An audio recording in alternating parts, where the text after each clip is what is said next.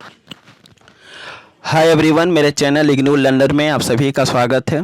दोस्तों, मैं फिर से आप सभी के सामने इस वीडियो के माध्यम से कुछ ऐसे टिप्पणी बताऊंगा जो एग्ज़ाम में पूछे जाएंगे और आप सभी से रिक्वेस्ट है कि वीडियो के अंत तक बने रहें, जिससे कि आपको मैं जो प्रश्न का आंसर बताऊं उसका आंसर जो है अच्छे तरीके से समझ में आए और आंसर अगर प्रश्न में आता है तो आप उसको अच्छा से लिख पाए। ओके।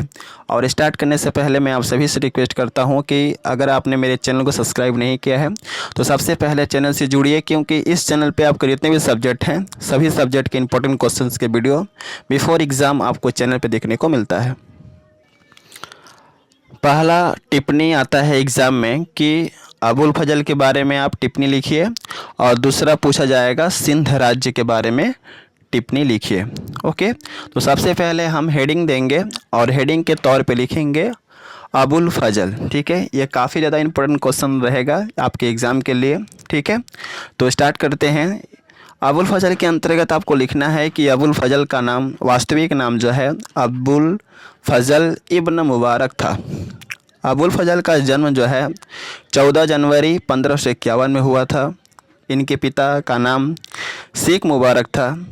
अकबर के दरबार में लगभग 9 रत्न उपस्थित थे, जो अपनी कलाओं से और अपने प्रतिभा से कह सकते हैं अकबर के दरबार की शोभा बढ़ा रहे थे।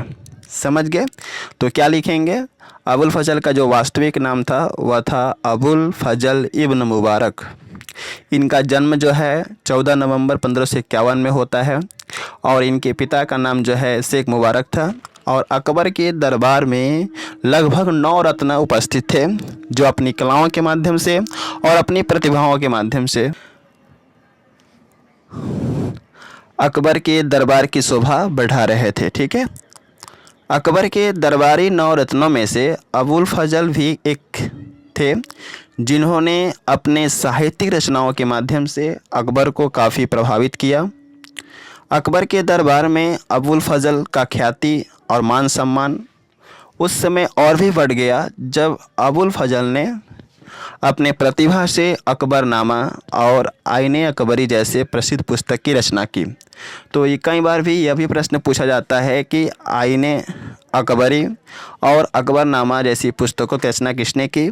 तो आप इसका राइट आंसर देख सकते हैं अबुल फजल। ठीक है, तो अकबर के दरबार में अबुल फजल का ख्याति और मान सम्मान उस समय और बढ़ जाता है जब अबुल फजल ने अपने प्रतिभा से अकबरनामा और आईने अकबरी जैसे प्रसिद्ध पुस्तक की रचना करते हैं। अकबरनामा पुस्तक में अकबर के जीवन काल से संबंधित विभिन्न पहलुओं पर वर्णन मिलता है। आईने अकबरी अकबरनामा ग्रंथ का तीसरा भाग है। अकबरनामा पुस्तक में अबुल फजल ने 3 भाग का विस्तृत वर्णन किया है।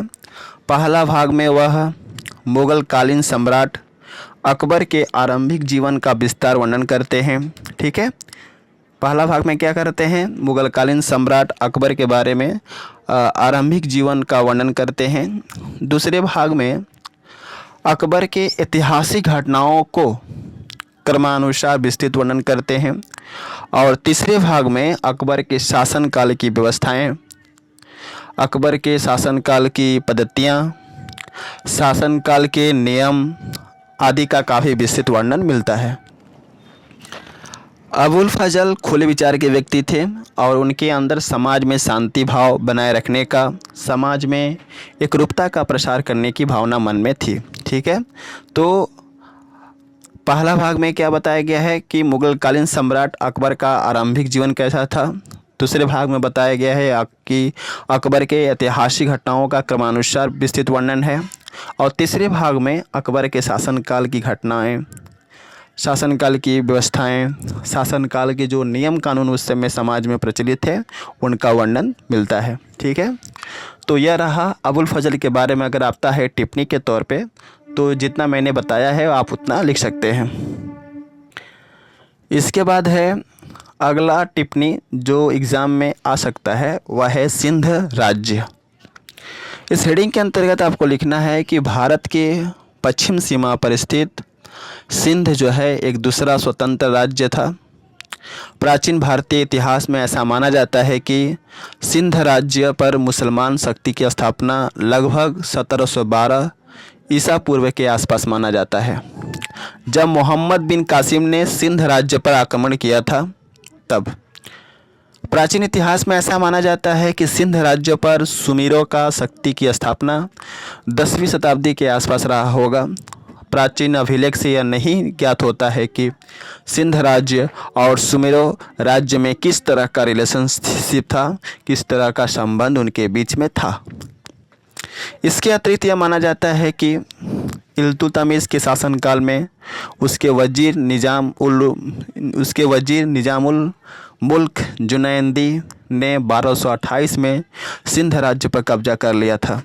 इसके बाद ऐसा माना जाता है कि 1351 में शमाहों ने सुमीरों को हराया और सिंध राज्य पर लगभग 175 वर्ष तक शासन किया।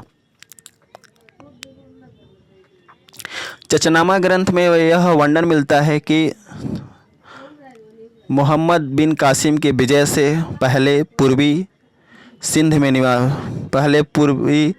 निवास करते थे और यह मूल रूप से राजपूत के जादव शाखा से संबंधित थे, लेकिन कुछ समय के पश्चात इन्होंने इस्लाम कबूल कर लिया और वे मुख्य तौर पर खेती बाड़ी का कार्य करते थे।